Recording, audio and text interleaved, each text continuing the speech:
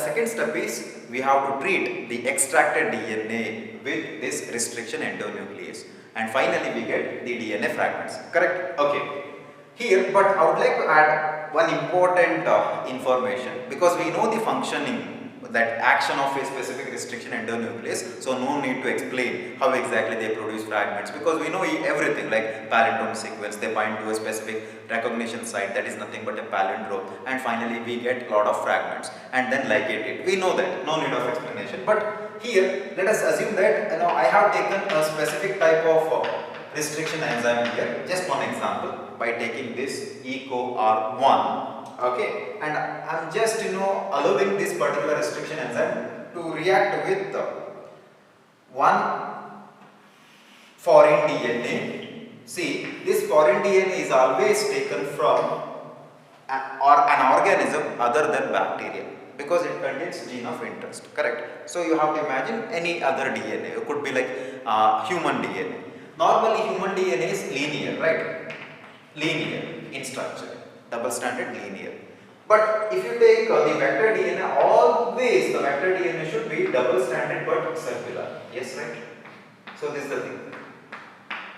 Because we prefer plasmid, so it is always circular. Even we have studied about artificial cloning vectors also, that is also circular. Okay. Now the question is, if this restriction endonuclease, thus one type of restriction endonuclease acts on linear DNA and circular DNA, that is nothing but cloning vector, how many fragments are obtained?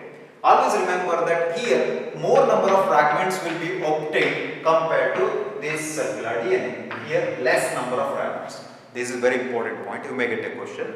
Okay. The next is, for example, let me just write, always the fragments will be in this number, odd number. That is, it could be 5, 7, 9, 11, 13, 15, like that. Always odd in number, the fragments. For example, after treating, you get this. How many are there now? 1, 2, 3. 3. Like that. Okay, let us assume that we have finally got 5 fragments from the gene of interest, that is, from the DNA, and which contains the gene of interest, that is from linear DNA. Number is 5. And I have already mentioned it is more than the fragments which we get or obtain from this circular DNA. And here, let us assume that, see, 1 cut. So finally we got 1 fragment, 2, 3 and 4. So how many fragments we got after treating with the same restriction enzyme? 4. Always even number like this. Got it? Or like very simple way to remember, the number of fragments you get in this particular linear DNA is always more, one number actually more than this particular circular DNA fragments. It is always less. So in this case it is 4. Done? Easy? Okay, so this is one thing I just wanted to add, that's it. That's it. Now we are going to study the third step that is very, very important. That is actually isolation and separation of the DNA fragments. Okay. The thing is, let us just imagine this is the Petri plate. Okay. So I am explaining the second step again. So let us imagine this is actually our gene of or DNA, the DNA. Okay. So DNAs are here. And after treating with the restriction endonuclease, what I get is, I get fragments. The DNA is now broken into tiny fragments. Correct. But I don't know like where exactly the gene of interest is situated. I don't know. I have to find it. Okay, later. Okay. So right now that I got like this structure. This is actually the vector one. Yes. Okay. Some piece is now being removed because of the treatment of this particular restriction endonuclease. So fine. The next important step is like I need to separate, because actually forget about this. Now let us imagine only one type of DNA is present in this Petri plate. After treating with RE, I got so many fragments. Now I have to separate these fragments, because actually it is present within the same Petri plate. I have to separate it. I don't know like which is actually longer DNA stretch out of 4 here I got. So this looks longer. This is actually somewhat like smaller. This is smallest. I think this is also smallest like that. Okay, I have to identify that. I have to separate it. That procedure is called as isolation and separation of the DNA fragments.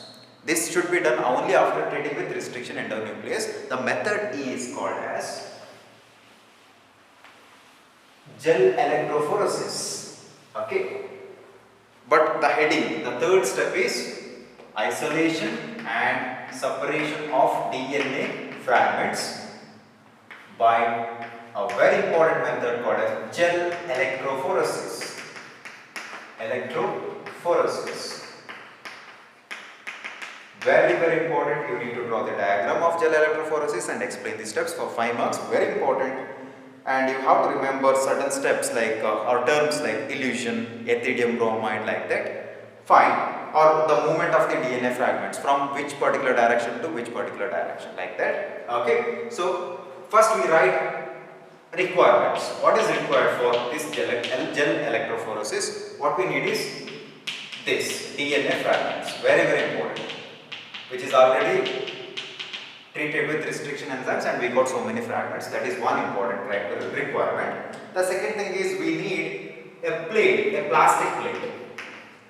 We need a plastic plate, kind of like support material for agarose, and then we need a plastic sheet which allows ultraviolet radiation. Plastic sheet which allows ultraviolet radiation, which is actually placed above the plastic plate actually. Got it? Okay. Next is we need agar medium. Okay, because it provides a very good platform for the movement of DNA actually. Okay, that is the thing. Next we need electrode. The electric field is very important, so that's what I have written, electrode. The next what we need is we need this particular stain called as ethidium bromide, or it can also be written as ETBr. See, ethidium bromide, ETBr, very important. The stain used in, only stain used in gel electrophoresis. The next what we need is ultraviolet radiation. Got it? And we need this.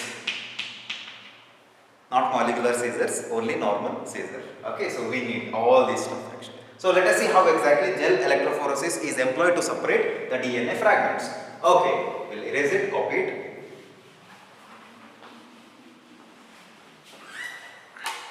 First what I am going to do is I am going to draw the diagram. So this is actually the platform for the agar medium. So it is nothing but a plate. So what kind of plate it is? It is a plastic plate. So we just draw it. So this is our plastic plate. Okay. Exactly on the surface of the plastic plate, a small plastic sheet will be spread, which allows only ultraviolet radiation because it is important. That's what we prefer, plastic sheet, which is a transparent sheet. Both are transparent. Okay, both should be transparent. Okay, then next is agar. So now I'm going to pour the agar solution. I need to heat the agar and finally I have to pour, and after 5 or 10 minutes when it cools down, obviously it gets solidified. That's it. Okay, so it becomes like a jelly. Simple, easy. So agar is now spread. Okay, we just use white color. So this is agar medium. Done. And normally, like the thickness of the agar medium will be 2 to 3 mm. That's it. It's very small. Okay.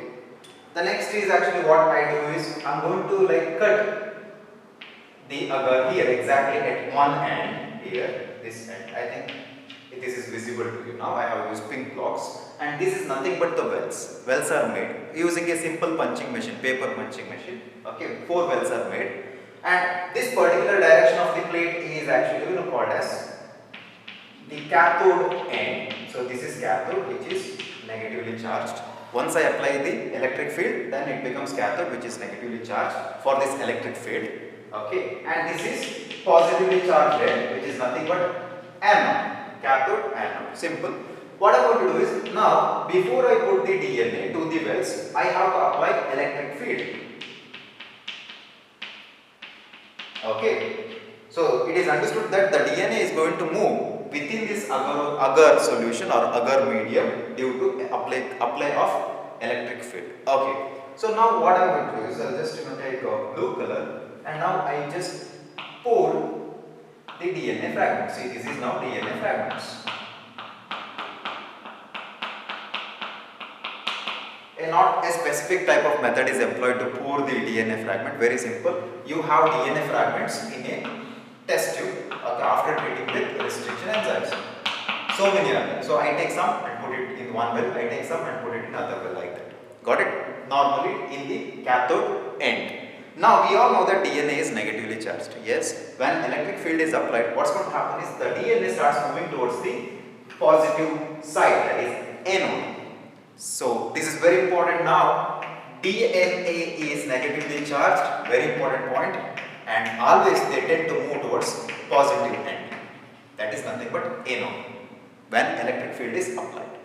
So now once it is actually poured into each well, now electric field is applied and now the DNA fragment starts moving. But in this one well you could see so many variations in the length of the DNA. Some DNA will be having 5 base pairs, some DNA will be having 100 base pairs. Yes, right? So sizes vary because it is acted by restriction enzymes. It is based on the where exactly that palindromic sequences are present on that particular DNA. Okay, intervals. So based on that we got so many different types of DNA that varies in their length. So we call it as this is larger DNA and this is smaller DNA. That's it. So finally, when the electric field is applied, it is the tendency of the DNA that the smaller DNA fragments they start moving towards the, that means actually all DNA fragments move towards the positive end itself, anode itself. But if the size is smaller, they move faster. Okay, they move faster and further than the big or large DNA fragment. So this is large DNA fragment. Yes. Okay. So larger DNA fragments they lag behind, whereas smaller DNA fragments they starts moving further than the larger DNA fragments. See, the size is not decreasing. Got it? So this is the point you have to mention. So it is applicable to the second well also. So we will put it like this. Like this. Okay. Diagram is not good now. Yes. So these are all now smaller DNA fragments. This is smaller DNA fragments, and this one is larger. Normally larger the DNA they lag behind, but still they show that tendency to move towards anode, but not like smaller DNA fragments. Done. So finally you get bands like structure in the agarose gel plate. Agarose gel plate, I think I forgot to mention that. Agarose gel plate. Okay. The next is we need to see the DNA fragments in the agarose gel. Well, I forgot to mention one more thing, that how exactly these DNA fragments move within the agar or agarose gel matrix. Simple. It is the sieving effect of agar gel. Because of this sieving, it moves within the agar, not on or above the agar. Okay, within the agar, it moves. Got it? Finally, to visualize these particular bands, I have to dip this entire plate in a solution containing this time called as ethidium bromide. Okay, I am going to dip everything, this entire plate, after like disconnecting the electric field. I just put this entire plate or dip entire plate inside the stain containing that or solution containing ethidium bromide. Okay, after that, still after treating with ethidium bromide, I cannot visualize the DNA fragments. What I have to do is I have to apply UV rays, that is ultraviolet radiation.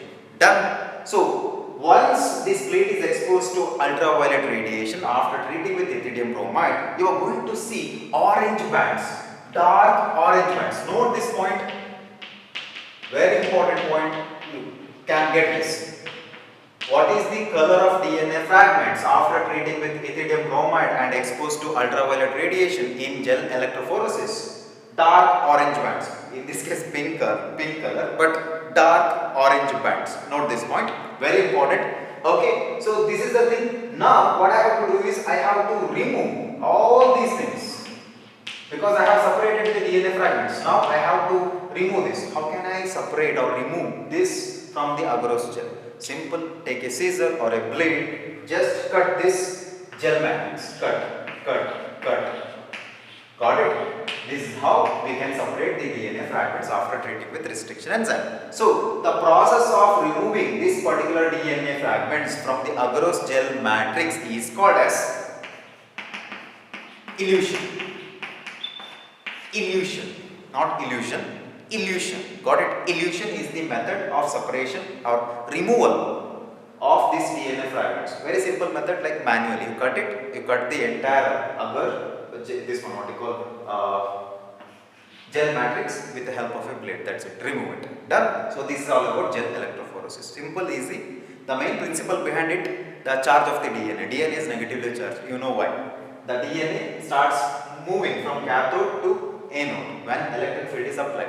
So now you get different types of patterns on it, the bands, but you cannot visualize the DNA fragments within this agarose gel matrix. What you have to do is, you have to dip this entire plate inside a solution containing ethidium bromide. It is this state, and after that also you cannot visualize the DNA band. What you have to do is, you have to expose this plate to ultraviolet radiation, and during that period you see the bands. What color bands?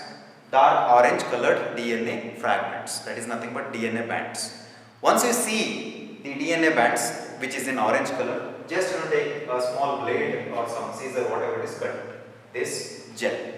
The process is called as elution. Done. So this is gel electrophoresis.